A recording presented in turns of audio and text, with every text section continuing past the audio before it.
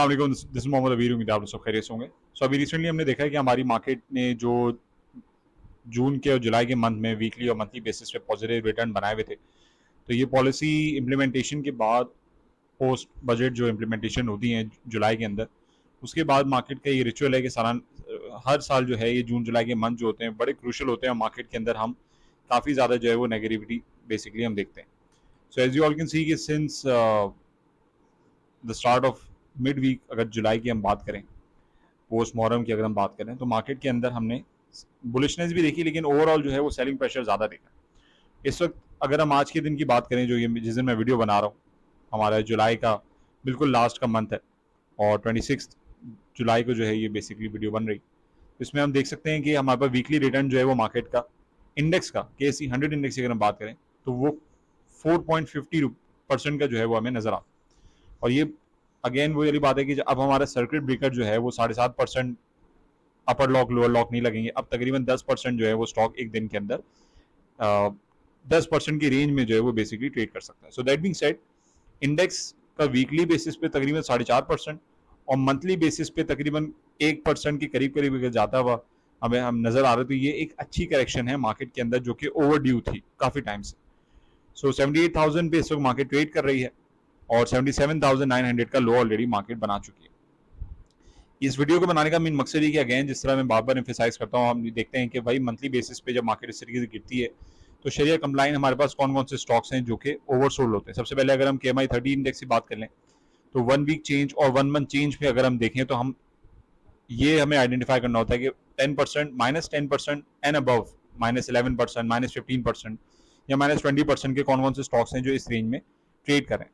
तभी हम देख सकते हैं कि अगर हम KMI 30 इंडेक्स की बात करें, बड़ी कंपनी की बात करें, ऑब्वियसली जब इंडेक्स इतनी ज़्यादा करेक्शन लेता है तो कोशिश करनी चाहिए कि KMI 30 इंडेक्स की जो कंपनीज हैं उनके अंदर पहले इन्वेस्टमेंट की जाए, क्योंकि ये जब रिकवर करते हैं तो ये ओवरऑल इंडेक्स को भी जो है वो पॉजिटिव मोमेंटम में लेके जाते हैं। KMI 30 इंडेक्स की बात करें 1,24,000 पे इस वक्त ट्रेड कर रहा है और वीकली और मंथली बेसिस पे हमें ओवरसोल्ड सिनेरियोज में नजर आते हैं। वीकली बेसिस पे एक इंडेक्स का 4.5 से 5% का नेगेटिव रिटर्न ये इंडिकेट करता है कि मार्केट में एक अच्छी हेल्दी करेक्शन हो गई है और मजीद हो भी रही है, लेकिन ओवरऑल जो है वो बेरिश साइकिल इस वक्त हमारे मार्केट में नजर आती है। और यही अपॉर्चुनिटी होती है कि अच्छे स्टॉक्स, अपने प्रिफर्ड स्टॉक्स को आइडेंटिफाई करने के बाद उनके अंदर इन्वेस्टमेंट की जाए। सो KMI 30 इंडेक्स की अगर हम बात करें तो टेक सेक्टर के अंदर हमारे पास नेट सॉल्ट सिस्टम जो है वो क्लोज टू -10% हमें नजर आते हैं। एयरलाइन की मैं समझता हूँ कि थोड़ी सी मजीद करेक्शन बनती है अराउंड 100 रुपीज। इसके अलावा अगर हम ओवरसोल्ड सेक्टर की बात कर लें, KMI 30 अगर हम मेजर सेक्टर की और मेजर स्टॉक्स की बात करें तो हमारे पास नेशनल रिफाइनरी, अटक रिफाइनरी, ये स्टॉक्स ऐसे हैं जो रिफाइनरी हमारे पास मंथली बेसिस पे, वीकली बेसिस पे अगर हम बात करें तो हमें -5% एंड अबव क्लोज टू -10% का रिटर्न दे रही। इसके अलावा हमारे पास ऑयल एंड गैस एक्सप्लोरेशन में PPL है जो तकरीबन -7.65% में नजर आ रहा है और ये वीकली टाइम फ्रेम में आप लोगों के साथ शेयर कर रहा हूँ। सीमेंट में बात कर लें, सीमेंट में हम देख सकते हैं MLCF, फौजी सीमेंट, ये वीकली बेसिस पे -5% एंड अबव, मतलब -6%, या इसको मैं अगर बिलो की बात करूँ -5% एंड बिलो -6% -7%, तो हमें यहाँ पे नजर आ रहे हैं। तो ये तो वीकली बेसिस पे हम देख सकते हैं कि फार्मास्यूटिकल में सर्डले भी ओवरसोल्ड है। यूनिटी की अगर हम बात करें तो यूनिटी भी हमें वीकली बेसिस पे क्लोज टू 10% जो है वो नेगेटिव होता हुआ नजर आ रहा है, विच मीन्स कि ये स्टॉक्स ऐसे हैं जिनके अंदर जब रिकवरी आना शुरू होगी तो ऑब्वियसली वो इंडेक्स को ऑन दी अपसाइड लेके जाएंगे। KMI 30 इंडेक्स में अगर हम 1 मंथ चेंज की बात करेंगे, मंथली बेसिस पे कौन कौन से स्टॉक्स ओवरसोल्ड हैं, तो HUBC के अंदर हम देख सकते हैं कि बहुत अच्छी करेक्शन HUBC मंथली बेसिस पे लेता हुआ नजर आ रहा है। सिमिलरली सीमेंट के अंदर जो है वो हम देख सकते हैं मंथली बेसिस पे ये भी एक तरीके से काफी हद तक डिस्काउंटेड है। TPLP रियल एस्टेट से रिलेटेड एक ऐसा स्टॉक है जिसके बहुत सारे टेक्नोलॉजी जोन और ये प्रोजेक्ट्स हैं जो बेचारे अभी इन्फ्लेशन इश्यूज की वजह से और फाइनेंशियल इश्यूज की वजह से अभी कंप्लीट नहीं हो रहे। इसी वजह TPLP अगर हम बात करें तो मार्केट का सबसे ज्यादा पिटा हुआ स्टॉक अगर जो है वो TPLP है। ये मैं इन्वेस्टमेंट सजेशन नहीं दे रहा, ये मैं यहाँ पे हाईलाइट कर रहा हूँ कि भाई काफी टाइम से जो स्टॉक्स मंथली बेसिस पे ओवरसोल्ड नजर आ रहे। नेशनल रिफाइनरी में समझता हूँ कि अब जो रिफाइनरीज के अंदर इन्वेस्टमेंट्स आ रही है और अभी डीरेगुलेशंस की बात की जा रही है कि OMCs को ये अपॉर्चुनिटी होगी कि वो पेट्रोलियम की मसनूआत की जो कीमतें वो सेट किए जा सकें, गवर्नमेंट उस पर अपना वो जो होल्ड है वो हटा लेगी। तो नेशनल रिफाइनरी जो रिफाइनरी सेक्टर है उसने इस न्यूज़ को थोड़ा पॉजिटिव जरूर अप्रिशिएट किया था, लेकिन उसके बाद अगर हम देखें तो हमें NRL सबसे ज्यादा ओवरसोल्ड नजर आ रहा है। So there is a possibility कि इसके अंदर जो -10% -11% मंथली बेसिस पे नेगेटिव स्टॉक्स हैं उनके अंदर पहले रिकवरी होते हुए हमें नजर आएगी। केमिकल में बात करें तो ऑब्वियसली EPCL हमें अभी भी ओवरसोल्ड नजर आते हैं, कंसिडरिंग कि अभी उस हिसाब से डिमांड इंक्रीज नहीं हुई है। तो ये तो हमारे पास KMI 30 इंडेक्स के मंथली बेसिस पे ओवरसोल्ड स्टॉक्स हमें नजर आ रहे हैं। KMI ऑल की बात कर लें तो पहले मंथली बेसिस पे हम KMI ऑल के अंदर, जिसमें बड़ी कंपनी छोटी कंपनी सब मिक्स है, तो हम सबसे पहले आ जाएंगे सीमेंट सेक्टर के अंदर। हम देख सकते हैं फ्लाइंग, पावर और दीवान सीमेंट, ये हमें मंथली बेसिस पे ओवरसोल्ड नजर आते हैं। फैक्टो सीमेंट, पाइनियर सीमेंट, ठट्टा सीमेंट मंथली बेसिस पे काफी अच्छा रिटर्न देते हुए नजर आ रहे हैं। तो देयर इज अ पॉसिबिलिटी कि अगस्त के मंथ के अंदर इनके अंदर करेक्शन हो। चिराग सीमेंट आई बिलीव कि इसके अंदर भी पॉजिटिव मोमेंटम अब यहाँ से स्टार्ट हो जाना चाहिए, कंसिडरिंग कि अगर आगे जाके 29 जुलाई को जो कि मॉनेटरी पॉलिसी की मीटिंग है, तो हमारे पास जो है वो 29 जुलाई को मॉनेटरी पॉलिसी की मीटिंग है, जिसके अंदर हम देखेंगे देयर इज एन एक्सपेक्टेशन कि 100 टू 150 बेसिस पॉइंट्स की जो है वो कमी पेशी जो है वो की जाए। तो अब देखना ये कि 29 जुलाई को मॉनेटरी पॉलिसी मीटिंग क्या डिसाइड करती है। अगेन इंटरेस्ट रेट जितने कम होंगे सीमेंट सेक्टर के लिए, वो उतना ज्यादा पॉजिटिव मोमेंटम जनरेट करेगी।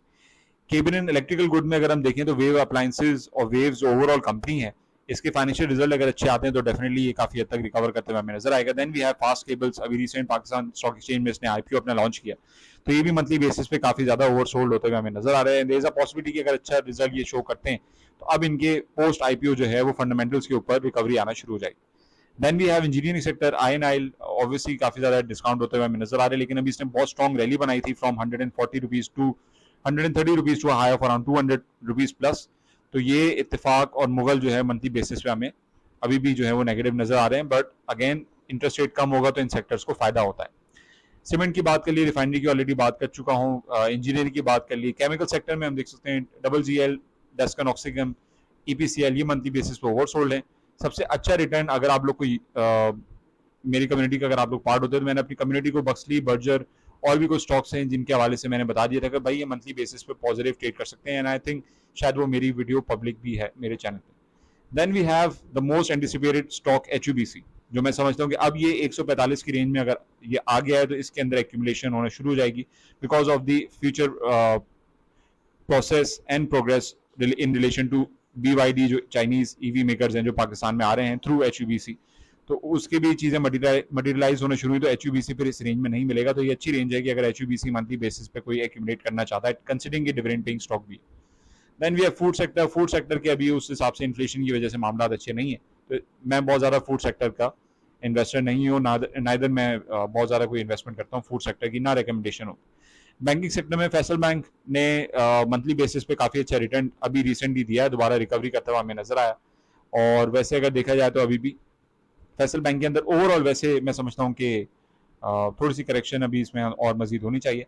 अगर वीकली बेसिस पे बात करें, जो वीकली बेसिस पे स्टॉक बहुत ज्यादा बैंकिंग सेक्टर के अंदर, इस्लामिक बैंक अगर ओवरसोल्ड है तो BIPL है, and then we have Bank Makramah Limited, जो कि पुराना नाम अगर उसके अगर हम देखें तो वो समिट बैंक होता है। लास्ट बट नॉट लीस्ट एवियन, जो हमारे पास IT का सेक्टर है, टेक्नोलॉजी सेक्टर है, उसके अंदर हम देख सकते हैं कि वीकली बेसिस पे एवियन, टेलीकार्ड, ऑक्टोपस, नेटसॉल्ट सिस्टम, सिमेट्री ग्रुप, ये सब ओवरसोल्ड के सिनेरियो में नजर आते हैं। मंथली बेसिस पे बात करें तो अभी भी हम देख सकते हैं कि देयर इज अ पॉसिबिलिटी कि मंथली बेसिस पे थोड़ी सी मजीद करेक्शन एवियन के अंदर और हो। एलिंग के अंदर भी मैं समझता हूँ 100 रुपीज बिलो उसको करेक्शन लेनी चाहिए। Then we have octopus system, जो कि मंथली बेसिस पे अच्छा रिकवर करते हुए हमें नजर आ रहे हैं। सिमेट्री का अगर अच्छा रिजल्ट आया तो डेफिनेटली ये भी यहाँ से पॉजिटिव हो सकता है। So this was the analysis on the companies जो कि हमारे पास मंथली बेसिस पे, वीकली बेसिस पे ओवरसोल्ड हैं, एंड शरिया कंप्लाइंट कंपनीज में हमारा फोकस रहता है। अब थोड़ी सी बात कर लें इंडेक्स की। क्लोजिंग जो मार्क्स हैं वो इंडेक्स के हमारे पास हैं।